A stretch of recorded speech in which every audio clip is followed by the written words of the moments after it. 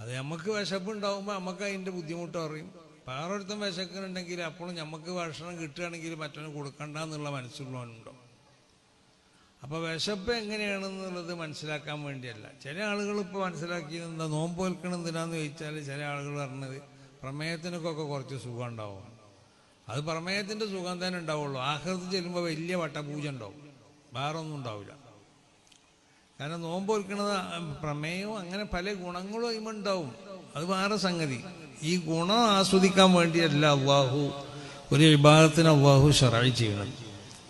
അള്ളാഹു ശറഈ ചെയ്യുന്നത്, അള്ളാഹു നോമ്പിനെ ശറഈ ചെയ്തു മുഅ്മിനീങ്ങൾക്ക് ഈമാൻ ഉണ്ടായി തീർന്നാൽ പിന്നെ ആ ഈമാനിനെ വളർത്തി വികസിപ്പിച്ചെടുക്കാൻ ആവശ്യമാവുന്ന പ്രവർത്തികൾ നിങ്ങളിൽ നിന്നുണ്ടാവണം. അതിൽപ്പെട്ട ഒന്നാണ് വിശുദ്ധമാവുന്നതായ ഈ റമദാൻ. ആ റമദാനിലേക്ക് ഒറ്റയടിക്ക് ചാടാനല്ല അള്ളാഹു സുബ്ഹാനഹു വ തആല കൽപ്പിച്ചത്. അതിൻ്റെ മുമ്പുള്ള 2 മാസങ്ങൾക്കൊരു പ്രത്യേക പുണ്യം നൽകി.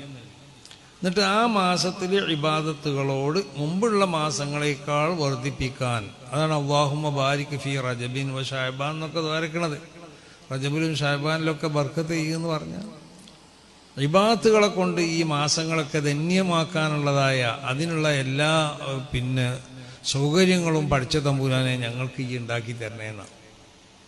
അപ്പം റജബിലും ശഅബാനിലും നമ്മളെ ഈമാനിനെ ഒന്നും കൂടി ഇങ്ങനെ അതിനെ പ്രകാശിപ്പിക്കാൻ ആവശ്യമാവുന്ന പ്രവർത്തനങ്ങൾ നടത്തി റമദാനോടുകൂടി ആ പ്രവർത്തനങ്ങളെ പൂർത്തിയാക്കി ഈമാൻ വളർത്തിയെടുക്കുക.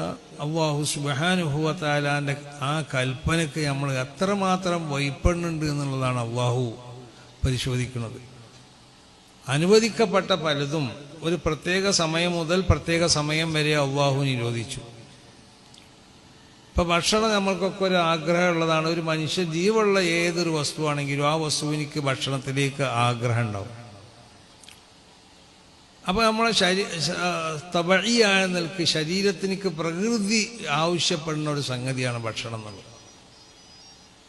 അതിനെ പിടിച്ചിക്കാത്തതുകൊണ്ട് അല്ലാഹു സുബ്ഹാനഹു വ തആലക്ക് എത്രമാത്രം നമ്മൾ വഴിപ്പെടുന്നുണ്ട് എന്നുള്ളത് പരിശോധിക്കുകയാണ്. ഒന്ന്, ഭക്ഷണം കഴിച്ചു കഴിയുമ്പോൾ മനുഷ്യനിക്ക് ഉണ്ടാവുന്ന പല ആഗ്രഹങ്ങളുണ്ടാവും. അതിൽ നിന്നുള്ള പല ആഗ്രഹങ്ങളും അല്ലാഹു സുബ്ഹാനഹു വ തആല ആ പ്രത്യേകമായ സമയത്ത് നിരോധിച്ചിരിക്കുകയാണ്. അതെന്താ കാരണം? ആ ആഗ്രഹങ്ങളോട് നമുക്കുള്ളതായ ആ ആർത്തി, അത് അള്ളാഹുവിൻ്റെ വജ്ഹിനെ ഉദ്ദേശിച്ചുകൊണ്ട് എത്ര സമയം നീ അള്ളാഹു നിശ്ചയിച്ച ഈ സമയം അതിനെ നീ പിടിച്ചു നിൽക്കാൻ നീ പൂർണ്ണമായ നിലക്ക് നീ അതിനെ അനുസരിക്കുന്നുണ്ടോ എന്നുള്ളതായ ഒരു പരീക്ഷണമാണ്. അതുകൊണ്ട് അള്ളാഹു സുബ്ഹാനഹു വ തആല അപ്പം അള്ളാഹുവിൻ്റെ ആജ്ഞകൾ നമ്മൾക്ക് ഒഴിവാക്കാൻ പറ്റാത്തതായ ചില സംഗതികളൊക്കെ പ്രത്യേകമാവുന്ന ചില സന്ദർഭങ്ങളിൽ പ്രത്യേക സമയം മുതൽ പ്രത്യേക സമയം വരെ പിടിച്ചു നിർത്താൻ വേണ്ടി അല്ലാഹു സുബ്ഹാനഹു വ തആല കൽപ്പിക്കുമ്പോൾ അത് നമ്മൾ ചെയ്യുന്നുണ്ടോ എന്നാണ്. അത് നമ്മൾ ചെയ്യുന്നുണ്ടോ, അതിന് നമ്മൾ പൂർണ്ണമായുള്ള വഴിപ്പെടൽ ഉണ്ടായിത്തീരണമെങ്കിൽ എന്ത് വേണം? അള്ളാഹുവിൻ്റെ വജ്ഹിനെ ഉദ്ദേശിച്ച് മാത്രം ചെയ്യണം.